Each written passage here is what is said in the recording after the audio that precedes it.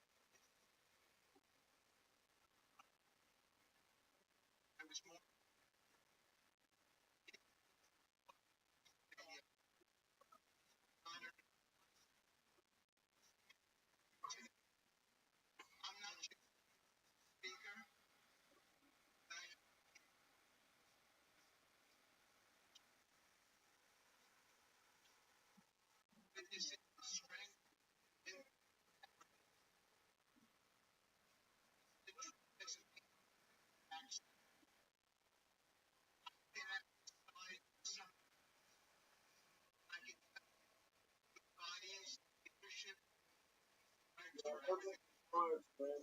Fucking coins after coins on Solana.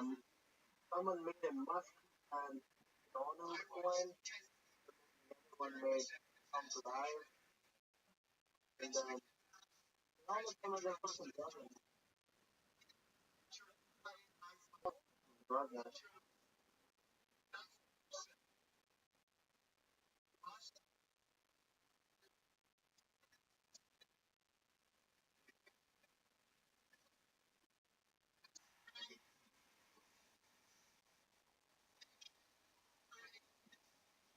I mean, what? It's on TikTok. I mean, it's on X. He just yapping or like He hasn't even spoken. There are other people going through.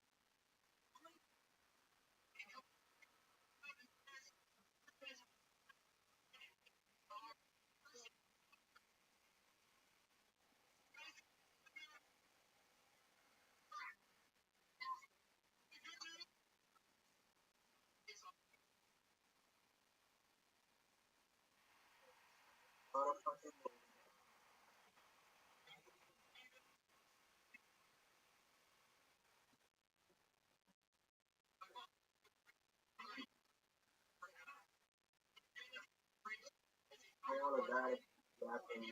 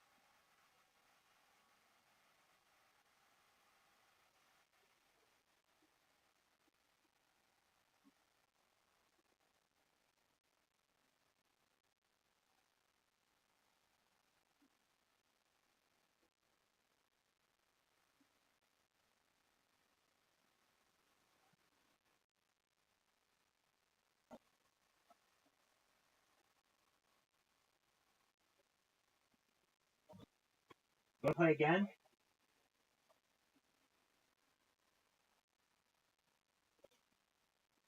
No, I'm actually want to make art right now.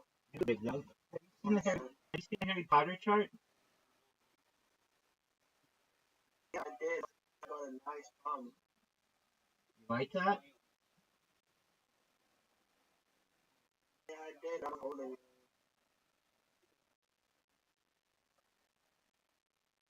I want the money and I just stuff it. And like, right when I fucking get going, wallet, it started trending.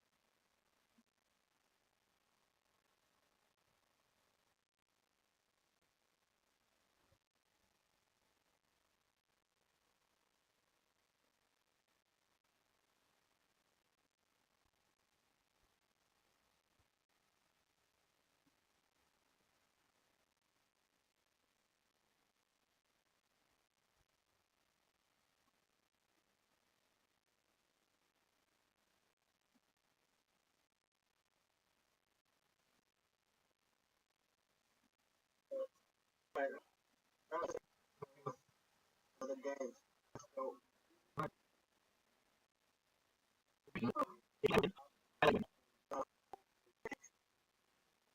bro, my ratio says like 1.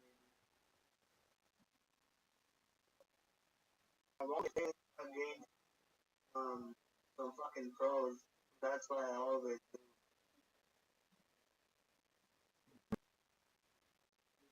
Like, I think I'm best or something. I want Still ahead, then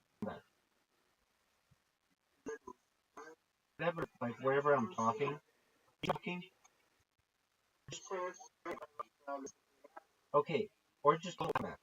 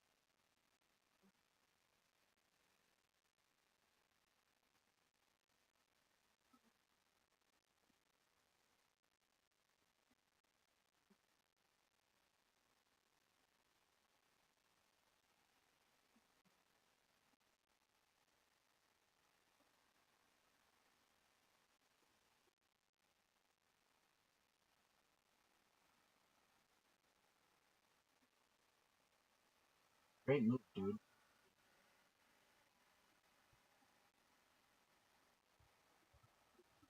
We're so careful. Like being very careful. Like no one's but in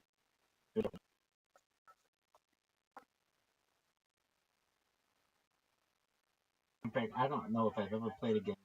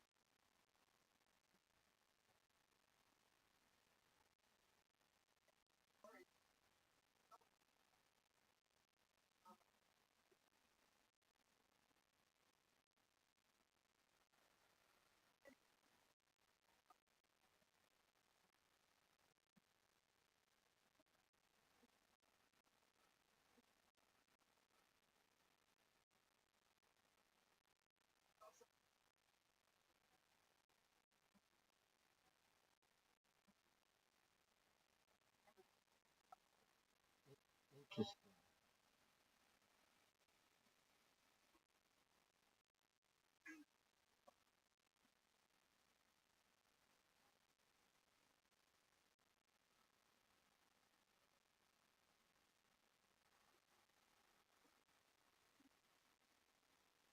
Somehow I managed to save my fucking arm.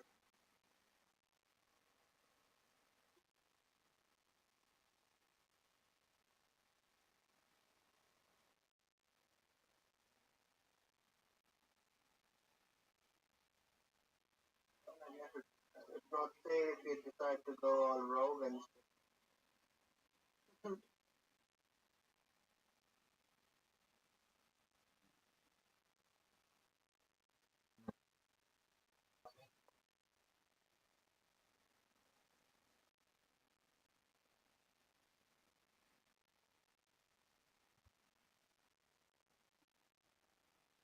I could find. I believe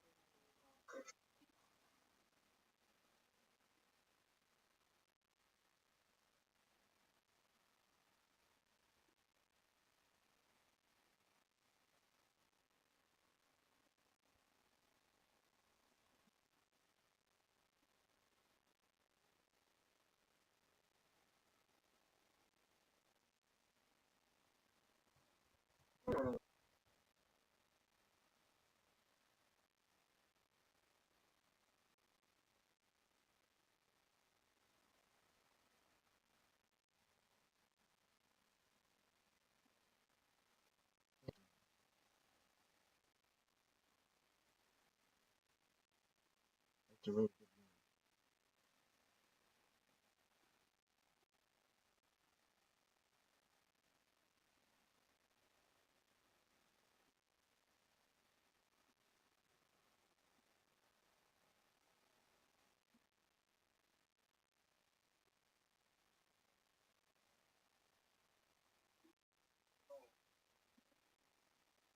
you know that, Rabbi? guess that. There's a lot you can do. Um, There's a lot you can do with this. I know what making all over shit. You know you're getting to my queen and we go all even. But, you'll get my horse as well.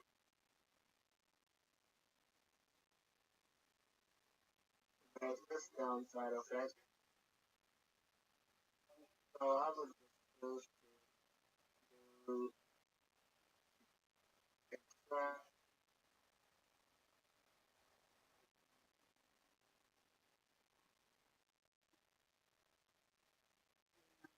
Very Yeah. interesting.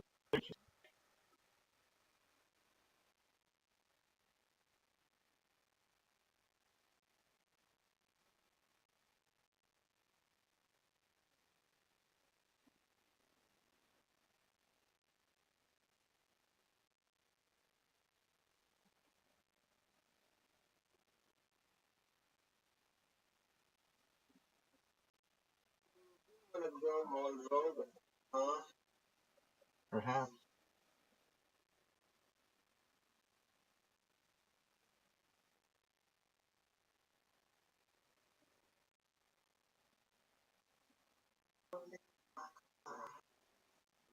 I'm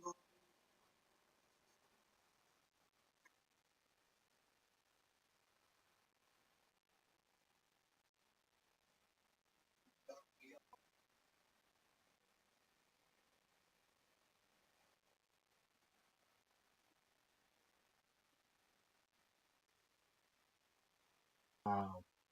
That was an amazing. That's one of the best moves I've had. Oh man, was that a good.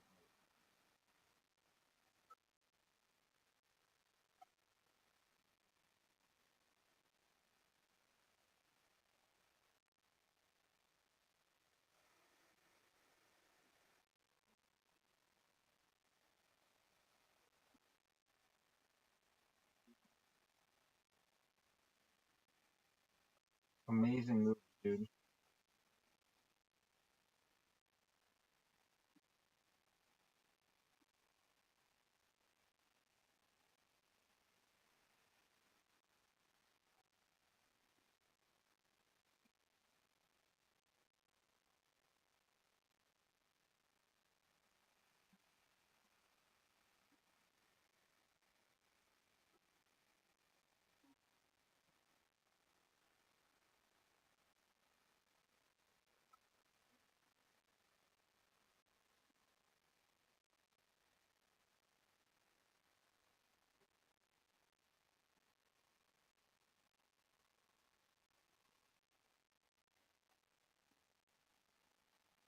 Wow.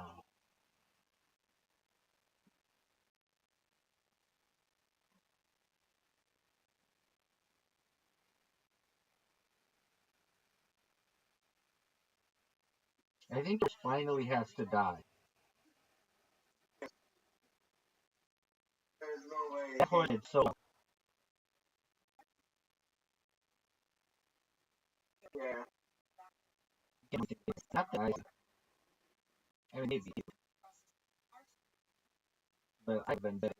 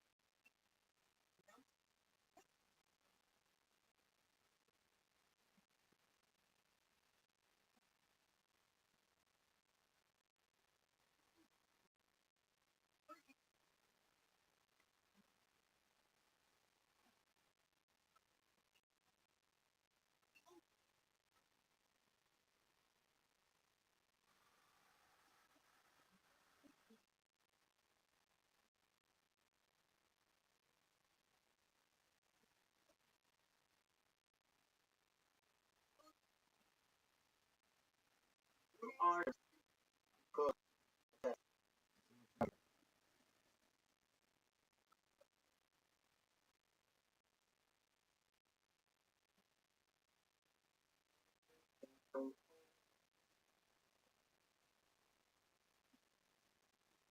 Let me start here.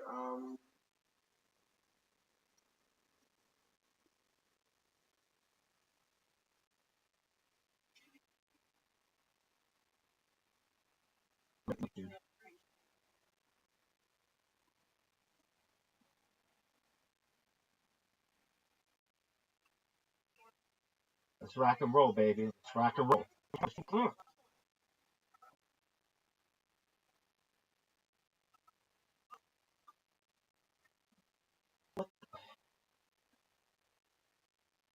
Great move.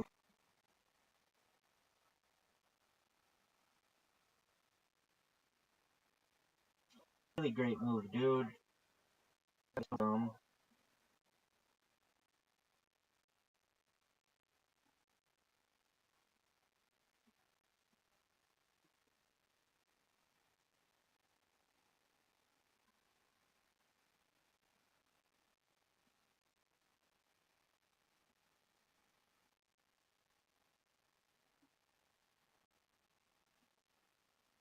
man, I'm playing bad.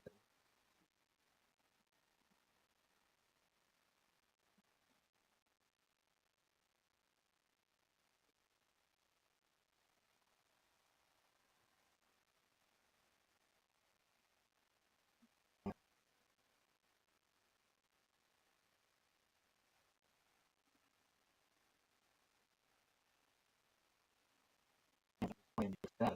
Oh,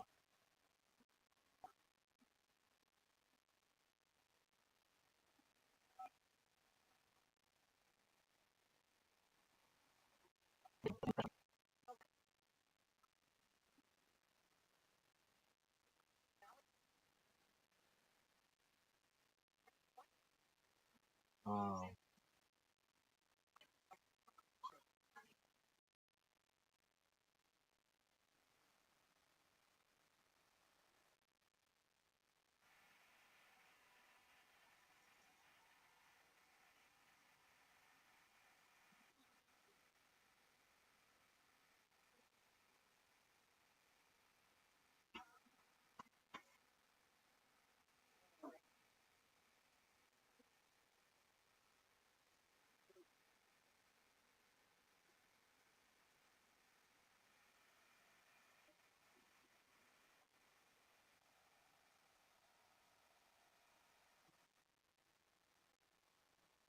Arnold's Eastern.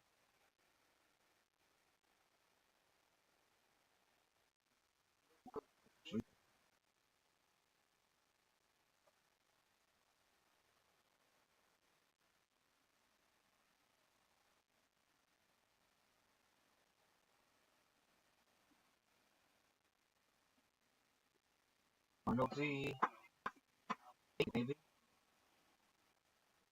Yeah. From here.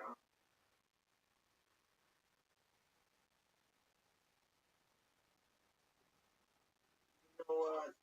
I'm just gonna go with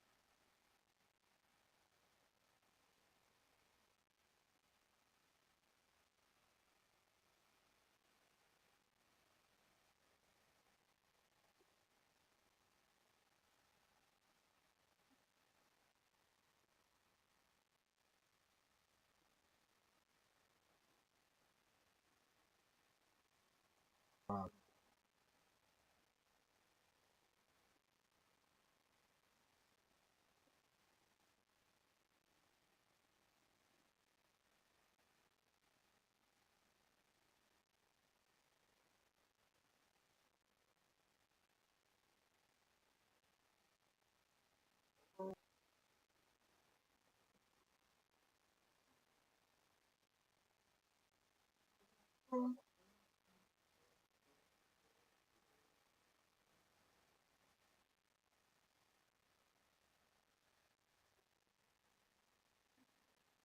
Why are you in the room? What are you doing here? Go back to your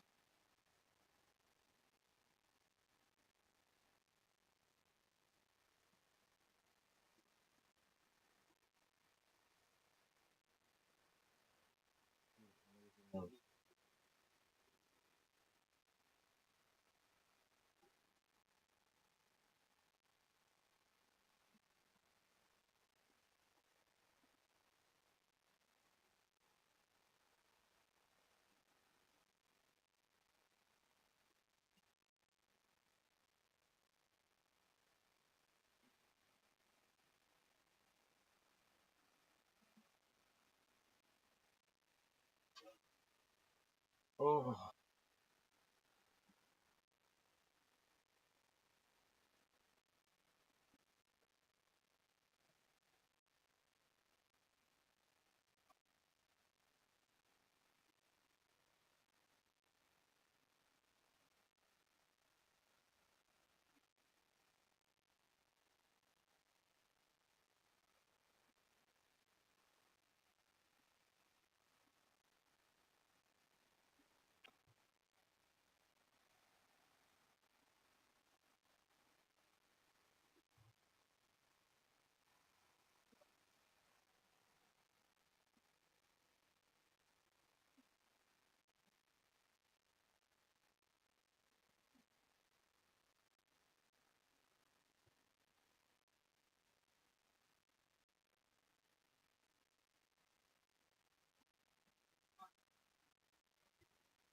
look.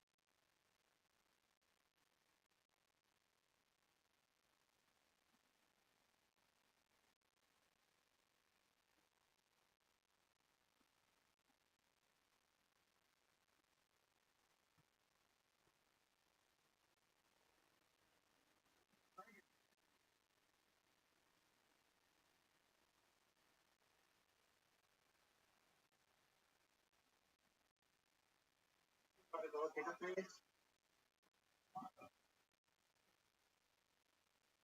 Right.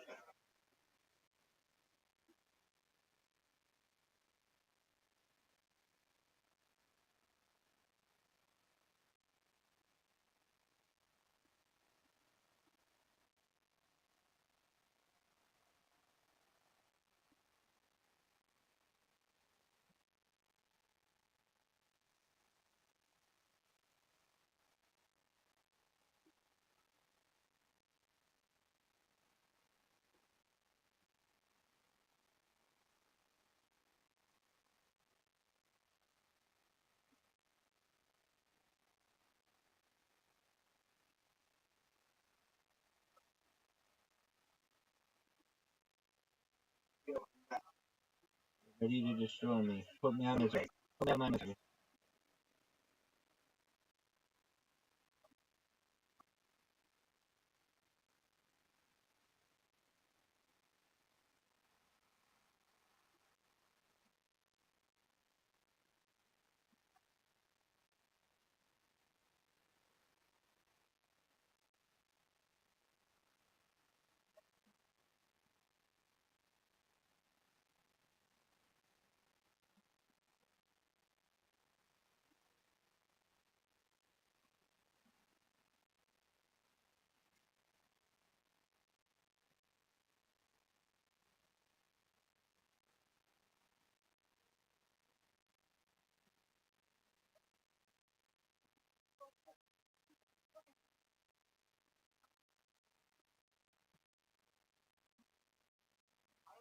We're expecting You gave me a chance at winning.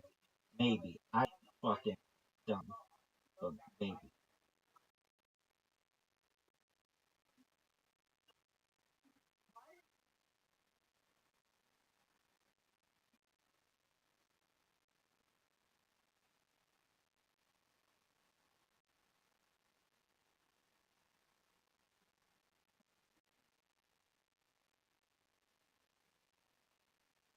after that, let you know that your hair in my head I just sent so much out.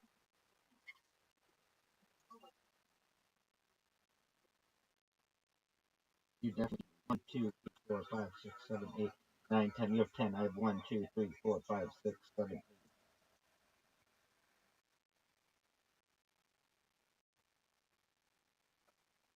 I have a strategy.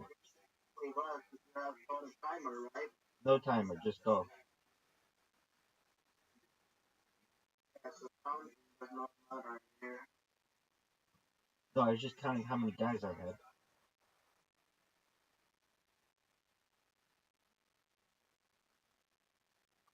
Just go with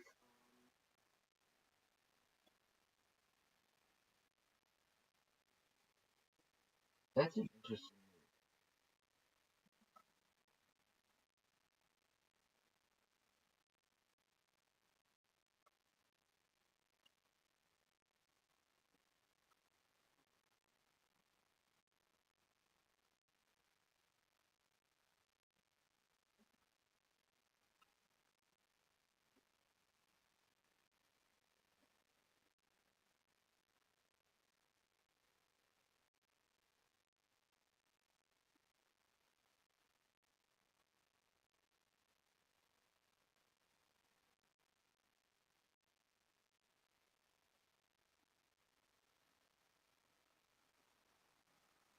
that's fine. Your horse.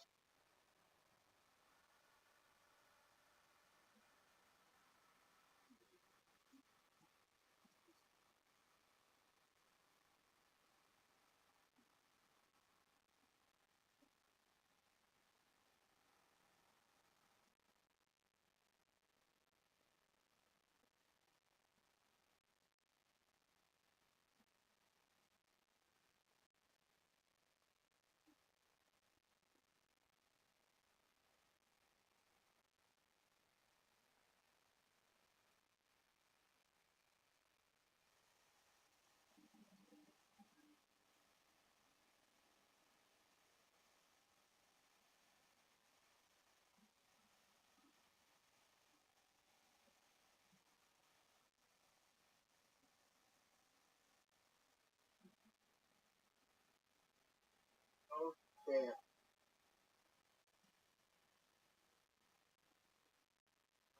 Okay, okay. I have to think of something here. It's either you or it's you.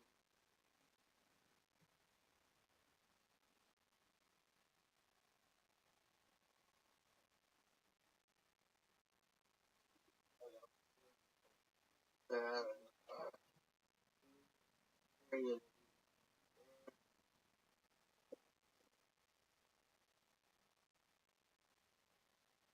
Nada, nada, nada, nada.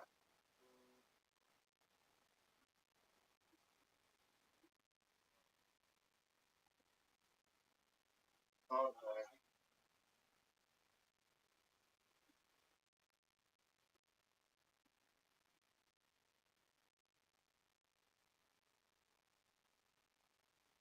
Yeah, your horse just gotta go.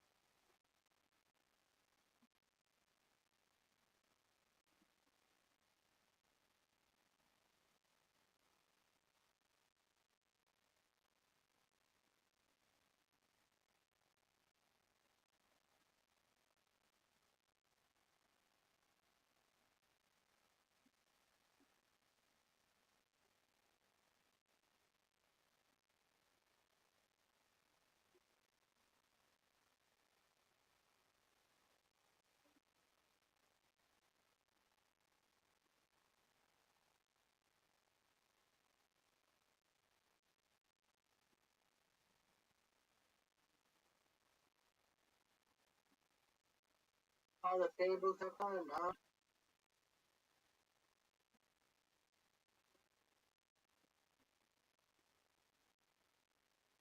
Why you feeling like a damn cop?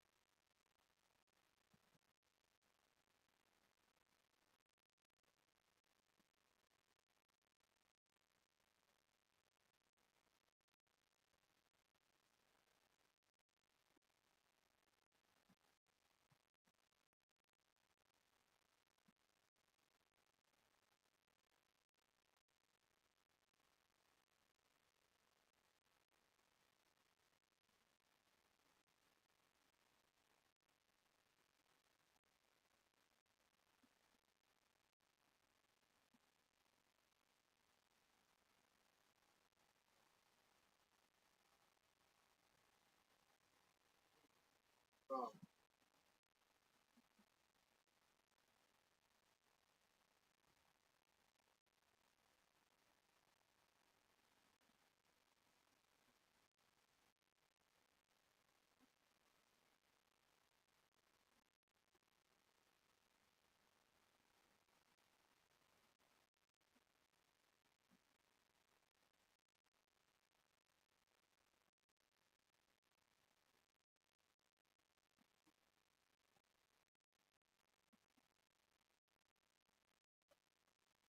No way.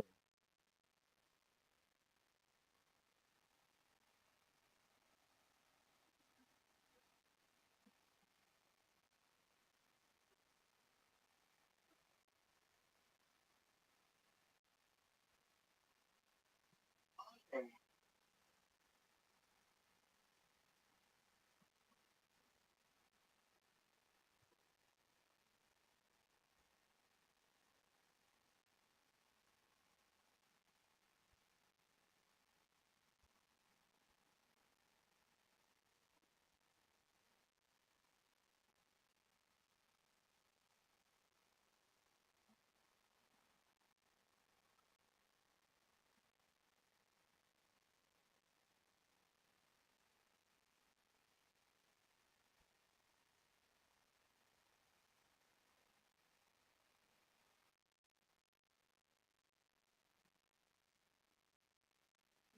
Oh,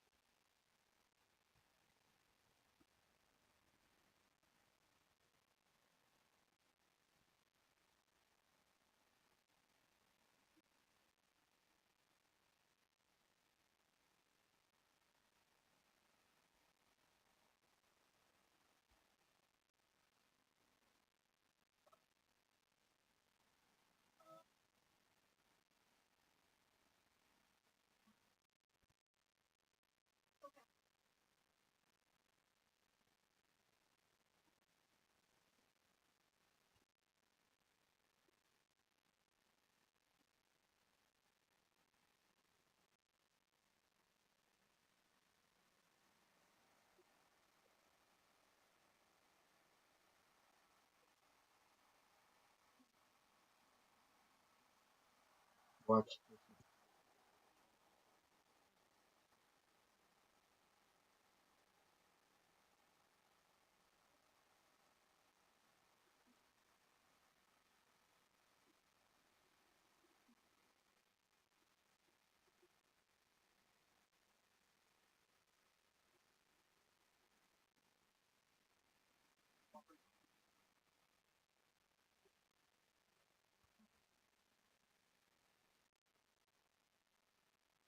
Excellent move, dude.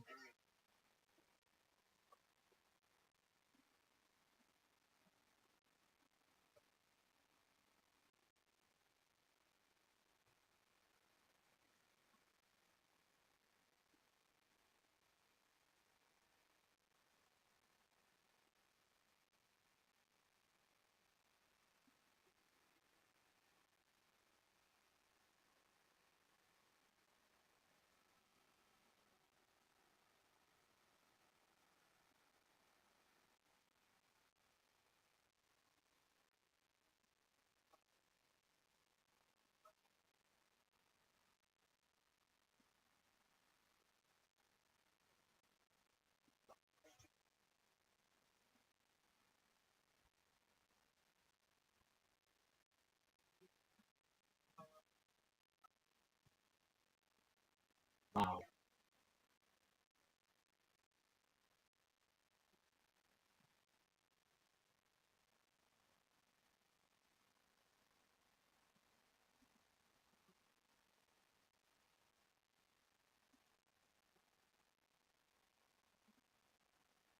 Oh man.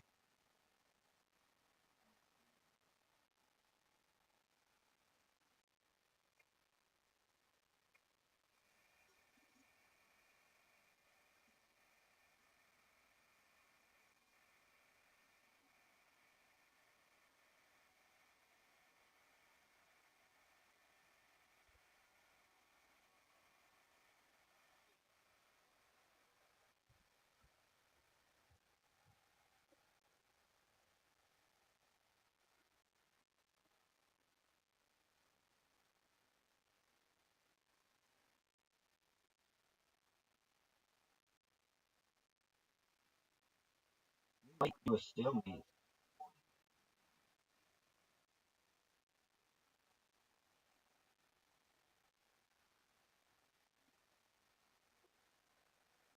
I think we probably will.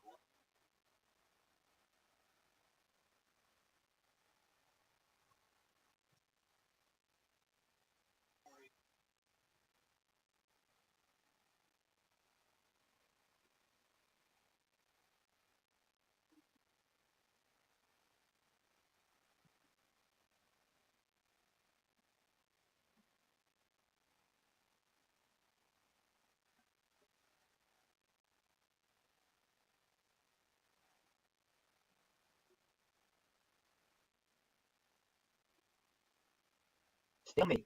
Good game.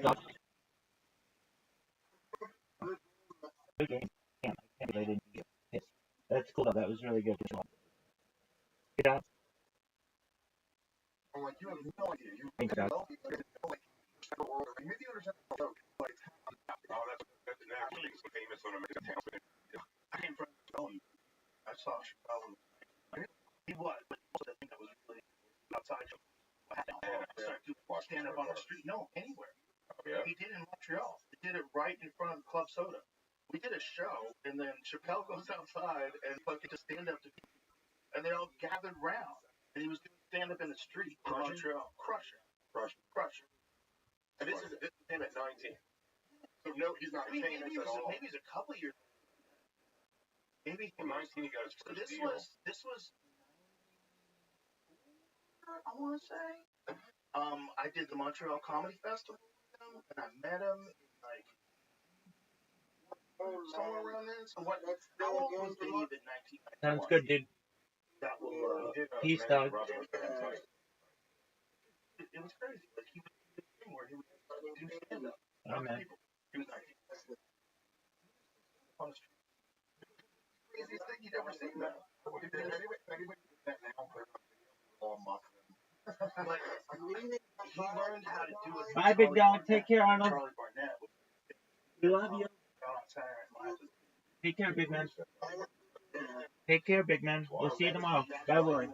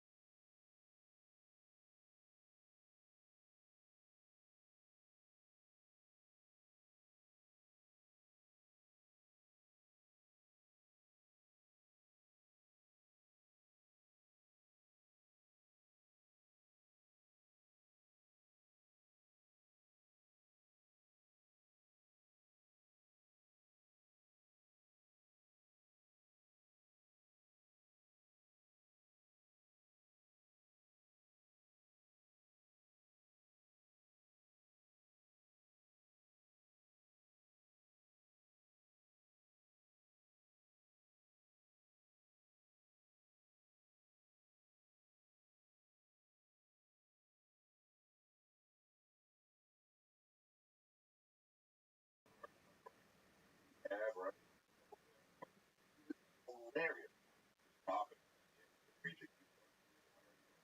I think he a lot. That.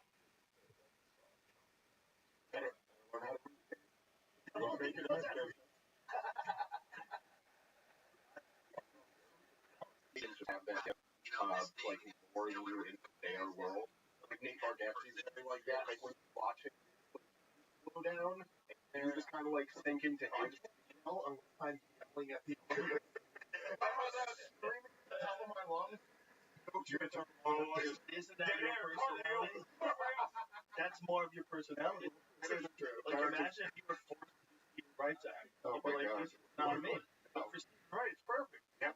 For Stephen Wright, it's the fucking best act Well, ever. you're very low energy. You bring them into you very down, which is like that's by design.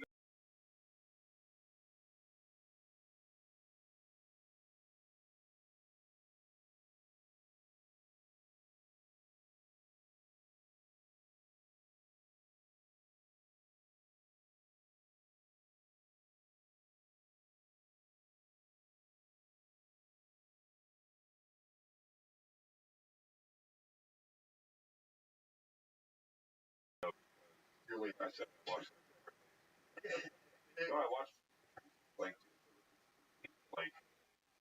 make up Teresa's things of watching him go from standing, sitting, and seeing that the crowd, some of the people that took him in is very like he's like looping over them and saying these like crazy things, like being like turned off by that. To seeing when he's laying back and letting them come into him, much more people like embrace that. They're leaning into him. That makes sense. Big guy, so I was a big person. So I was going to say all this crazy shit. Like when I'm down over there, I'm like pointing down at them. Right. That actually does make sense. And also, they're sitting down too. Why are you sitting down? Not moving around. Unless you have some activity in your act. If you've got some activity, you've got some things you got to act out. When I started playing comedy clubs, I was doing a straight Chris Rock piece. Non-stop. A lot of a direct finger point. You know what I'm talking about. Just I know what I'm saying. Those are good. Those are the old act out. Yeah, man. It's interesting now, too. Like, Kill Tony sort of a similar situation as getting interviewed by Charlie Kirk. It's really fucking dude. For their first time ever, they do stand up and it's at Madison Square Garden. And they're just like, what the fuck? They go out there and they just frozen in the eyes of 16,000 people, and that's going to be them forever. Everybody at work like, look at Mikey Bauman. Look at Mikey Bauman. Fucking idiot thought he was funny. And then the comments, all your neighbors. Just got here. What do you got? I just followed a handicapped guy give emotional speech about being handy capable, and then he walked off. The other guy just got there, and they were like, "Fuck this biped." I remember he was like, "Showing Kill Tony, if you're good looking, really like, where are your burn scars?" Like the rest of Earth. The audience represents the rest of Earth. You see someone looking and there's a spotlight on them. Fuck you. It's like a natural inclination. I think it's a subconscious thing, though. I think we want to for a little bit. We'll have it easy. In comedy, it's just a weird thing. It's just you almost give them a little bit like weapon not good looking. To like counteract it. Going like, you're hot, you have a fucking personality. Fuck yourself. Even though there are people who are hilarious and have good personalities, generally speaking, it's not. Generally speaking, it's not likely. Schumer had a thing one time. She said, I saw once about her and her boyfriend meeting Kate Upton. Like she walked away to go get a drink or whatever. When he came back, he was like, her husband, Amy, was like, she's great, man. She said the funniest stories. Like, fuck you, dude. Come on, man. Yeah, you learn to be funny. Dude, George Clooney, that prankster, he's the best. That guy's the funniest dude. Like, fine. At best, I'm sure. Relax. It's a personality trait to get laid. We all learn to be funny when we're kids. We're not good looking enough to get laid without it. It's like, look, I either got to get funny or do donuts in the streets of Philadelphia. It's easier to get funny. I love when looking actors tell you. They're my favorite.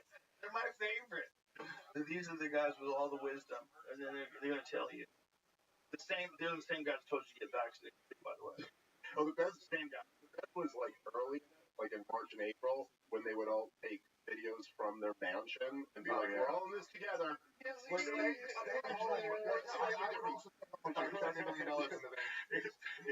Imagine twirling Tom Collins with your finger on a ramp.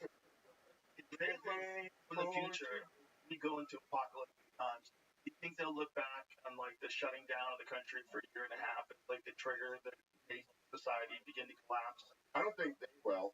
They'll never acknowledge they were Do you wrong. think, but like We probably historians, will. objective historians, I think they'll look I hope back so. at this time and be like, this was the fall of Rome? Dude, there's going to be a lot of books written about this period of time. I think it's the internet. The internet is the end for everything.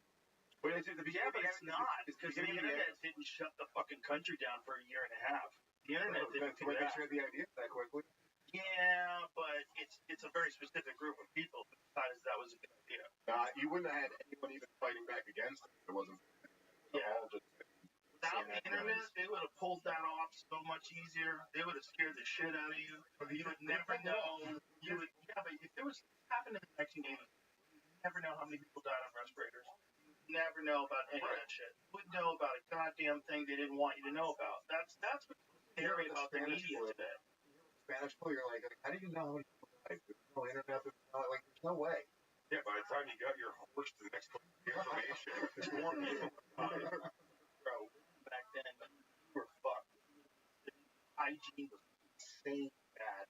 People had shit in outhouses that were set up to the block. They never pretended. I think that always when I see watch like Tombstone stuff, and like Kurt Russell and a girl are off into the woods, they go kiss. Like, their armpits smell like shit. Everybody smelled like shit. You had shit in a hole in the ground. They hadn't even invented toilet paper back then. Dude, you had to be 1500s to just power through all of that. Oh my god. Big hairy bunch of bits. I guess you'd just be like I'm gonna put my shit covered ass cheeks and eat it. Dogs don't shit, but anything smells like. It's probably hot, dude. Dude, a stink person was probably hot. By 1880, horses in New York City deposited 4 million pounds of manure on city streets every day. Dry weather would turn to fecal dust and choke pedestrians. Vacant lots were filled with the waste. These manure piles would rise up to 60 feet high. Now it's called Staten Island. 60 feet high. Dude, if you fell from 60 feet, you're dead. Yeah, save me all that shit about carbon emissions, by the way. We're doing great. It's way better than what it used to be. Oh my god, you're eating shit. By the way, Everyone was sick. I'll tell you who's right now nodding their head. He goes, yeah, that's why I'm the guy who had that bag that goes behind the horse's ass. Isn't it amazing, though, that the invention of the internal combustion engine and the adoption of cars by everybody and the abandonment of driving horses literally stopped there from being shit air throughout every city street? Shit air. You've never been to Newark. I was born in Newark. I've been there. It's not much better stuff in Newark. I lived there in the 1990s. It's like bad, horrible. Yeah, I'd imagine my grandfather gave enough money to get an apartment. When I first moved to New York, I didn't have enough money for an apartment. And my grandfather lived on North 9th Street. And he was there from the Blockbuster. He bought a house there like in the 1940s or 50s. And then in the 60s, they came by and they said, black people are moving to the neighborhood. Sell now. And it was like a real estate scheme. Try to sell the black people, just like get money out of all these houses. My grandfather was in an Italian community. My grandfather was like, I love black people. I don't give a fuck. Get out of here. It's my house. He wasn't living. And so all these Your grandfather's old enough also that he's like, I was the black person 5 minutes ago. Exactly. Like, what do you mean? Yeah, when he moved here straight from Italy, and he told me horrific. Just like the term "wop," I always think it was funny. When you say around him, he would get angry. Like, someone called somebody and he would get angry. Classic WAP behavior. Exactly. He was a guy. Just like that was the thing they used to call it. But that's how long. It's all really crazy. All the basically across the country, like California, like all the areas that you think of as the hood, like Oakland, Compton, Newburgh, Crown Heights, any of that. Those were all white areas up until the 60s. And then a bunch of black people from the South came up, and then all the white people left. And they did, a lot of it was pushed by these business guys with the purpose to fuck up the neighborhood and make money on it. And then there was Red Line, where they would sell to black people outside behind certain lines. Like that was a Baltimore issue. Well, my grandmother was funny neighborhood I grew up in. Jewish and black. Then down the next neighborhood was Italian. Everyone started to became predominantly black by the time that my grandmother, 2 years before she died, in a nursing home, stayed in that house. And it did not scare the old people at all. It's like as he changed around them, it didn't scare them. Literally people like on her front step, like her neighbors, like a bunch of like teenagers, like rapping with a loud stereo. Oh, they're but they call me Miss Jeanette. My grandma was like fully racist. She didn't give a fuck. My grandma was in her mind the old brown person. My grandmother, like open. I mean, I think the penalty of being a Puerto Rican that's less. Penalty of being like an Irish. Italian. I'm half Italian Irish. Oh, okay. Yeah. And no, they would literally. I would be at the dinner table, and I remember one Thanksgiving my grandma said she was getting picked on by white kids in the neighborhood, like a white trash neighborhood, and I was the only brown kid. And my grandma was like, it's not his fault that he's N-word. Oh, Jesus Yeah. Christ. And she was right. She was right. She didn't. It's not your fault. You didn't choose that. Why you, grandma? Not you. I just go, I haunting them. It's not your fault. It's not my fault. Not your fault. Not you, Jay. Don't you do this, Jay. Have you guys seen that Matt Walsh movie? Am I racist? I watched the trailer today. What's it out It's on? really funny. I've heard great things about it. It's the top 10 movie in the country right now. Yeah. I think it's like, what number is it? Well, the first one was Which is crazy. It's got no press reviews on Rotten Tomatoes, but customer reviews, it's 99%, which is wild. Yeah. Like, no one will review it. Why? Because it's funny.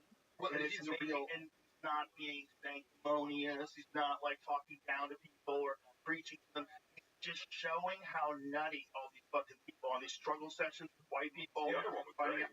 It's just like, I think it's better. Yeah, no, because this one's really fun. What is a woman at certain times? Well, the trailer says it's a comedy. Yeah. It calls it a comedy. It is a comedy. I don't think the other one. He's essentially doing like a right-wing version of one of those like Sacha Baron Cohen type shows. Yep.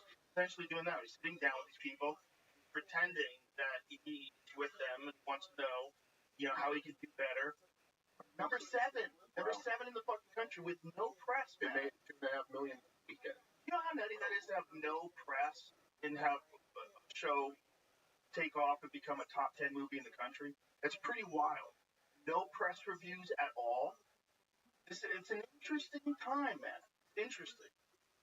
And it is like the thing that was real interesting about the first one, and I think probably is true about this, although I haven't seen it yet, that even though he's obviously like a real right winger, it's not like that's the movie. Like the movie isn't making a right wing argument or anything like that. It's just like letting these crazy left wingers showcase how crazy they are. Exactly. Like, okay, you tell them. Like it was nuts. He just went up to these in the first one. I did say he just went up to these gender experts and just kept asking them what a woman is, and they all just collapsed. This is what's question. I thank you for your help. Thank you for your help. Say that. Thank you very much. Buckler County. As of recognizing that there are biological differences, a woman is anybody who's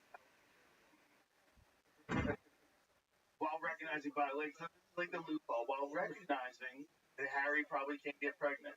Now Harrietta, and that's just it. That's just it. There's no conversation to be had here. And in some countries, they're talking about jailing people. Was it Scotland that had something about the proposal about literally people for misgendering? Oh, yeah, that's like a big discussion. Yeah, it's fucked. But they were talking about putting people in a fucking cage. Like, find out where that was. Isn't that the thing that happened in Canada? In Canada, a guy got sent to jail for misgendering. He wouldn't agree to call his son or daughter or vice versa. I mean, how many people are actually legitimately like? Kind of people actually. Now it's way higher than that with young people because it's not a real thing being trans anymore. I was 3 steps away from racing my cars and donuts, and also 3 3 steps from becoming trans. Yeah, Right? it's Right? like, By the way, ironically, I just want to know somebody. It's ironically, you were 8 better. Maybe. well, you do the top sales check. No, dude. Top First of all, me and Dave, sales. one of the guys we fucked podcast, we talked to them. We did a sketch dressed up as them. I looked fucking good. I'm sure you did, but there's not a lot of dudes who are going to want to climb you. I'm telling you right now, you're an intimidating lady. You're a big lady, man. You're a scary lady. Yeah, if I decided to Claim go that you Scottish law will jail people for misgendering is false. And look at the empty God's picture. What? What is the actual?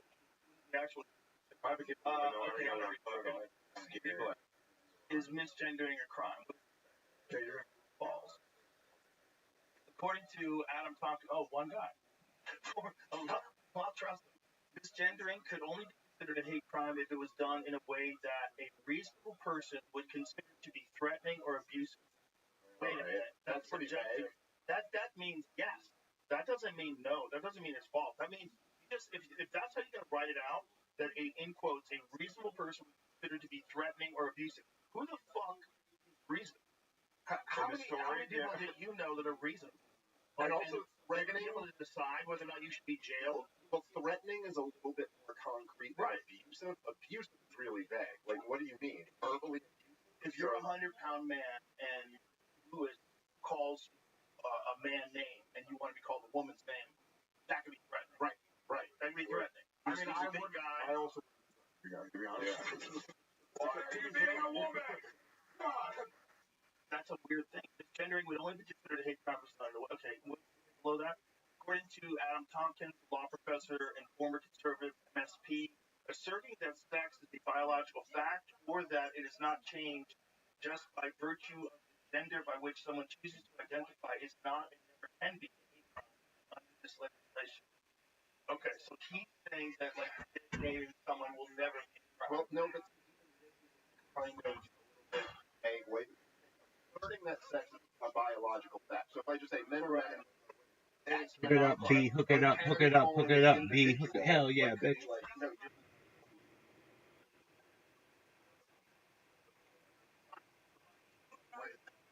That's a very good.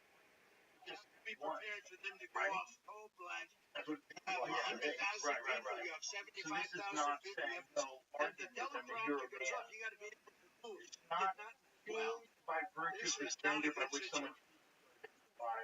But 3 more heroes from July 13th who ended first aid to glory incredibly. Dr. Jim biological factor. Like, what if you're arguing? What if you're saying you're a man? Is that you're asking now? Was unbelievable. You're getting those. Rico, you were unbelievable. Ran over. National, he ran over. Deciding what words that belong to words. Doing This person swearing back at you that wants to be called a woman. No, you're not. You're a dude. So thank you. You're like standing around. Amazing. I mean, amazing. And you learn about them under It's like, I am a woman. I was like,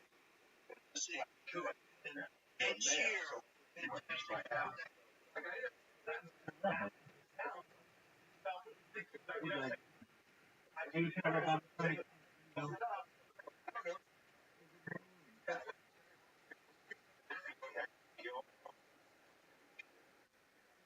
I feel like where I think I'm get hormones or operation children, change the gender. Happy and radical. You know what I'm saying? But I don't. Also, if they're like they're not making it illegal, they're doing it. I'm like, well, no, 5-year-old. Like, I don't want to see it. I'm against it. They did make what? You guys. You say what? But it's a boy's tip. That's the thing that's weird. Like, weird. The nipple thing is odd, right? Didn't New York City, didn't they free the nipple? We can walk around with the tits out. Yeah. You never seen it?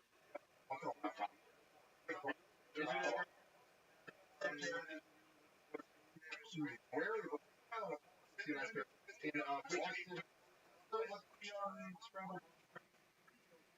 I brought my son there, dude.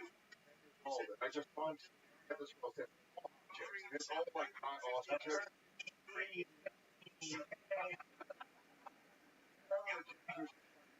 Heated on his chest.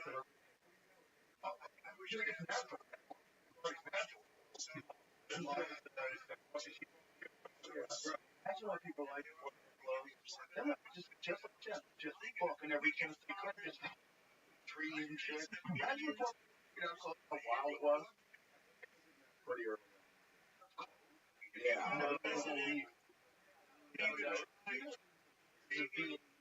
I should say it's early like they trace like the genetics. So like this is when we consider you like a modern Homo sapien. This is when it came out of the water.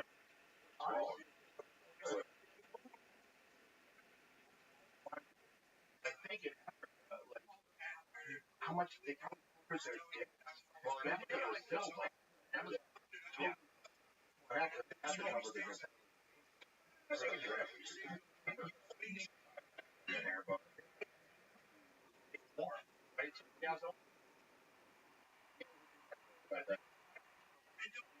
where human life evolved, main area where a lot of different primates evolved besides that human beings. I got to hear up there. I know the Bible because it was like I gave Paris kind of 1.0. You really saw Paris. Oh my God. I hope my dad or Jeff drunk.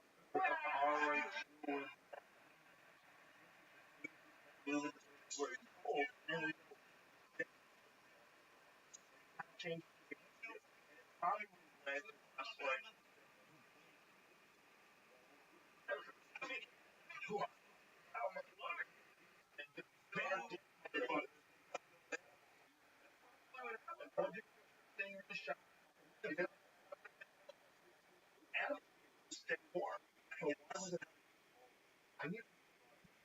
What was the problem with having a small dick that everyone was a little bit of? now the Romans were having big growth. Right? It just like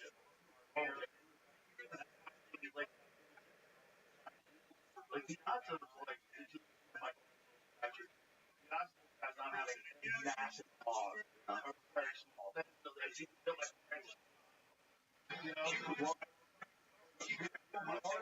all those things, all those like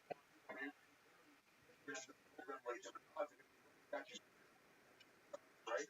And you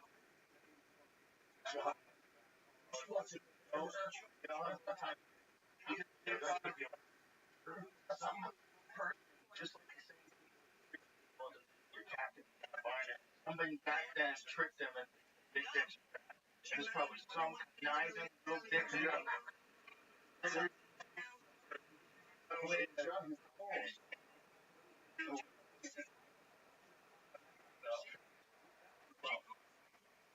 oh my god. It's gone. It's gone. The front of it gone.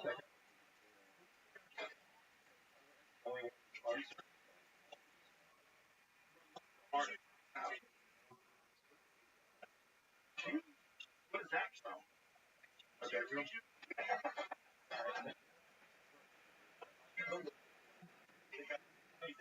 the one in the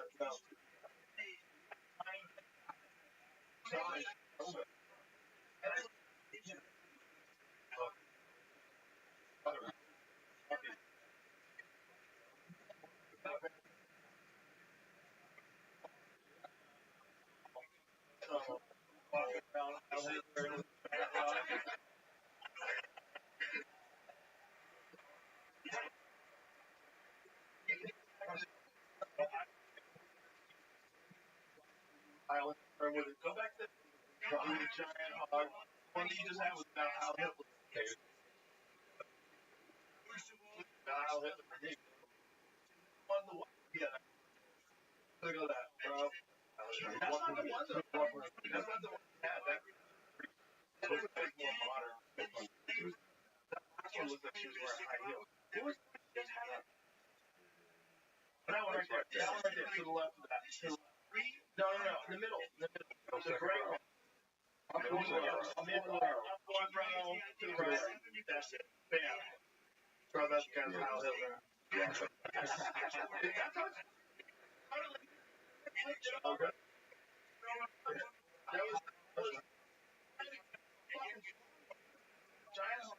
He's very excited.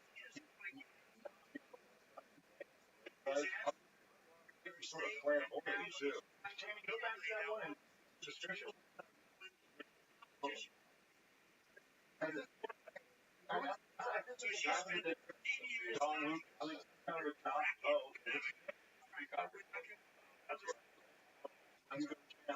Only guy with different No?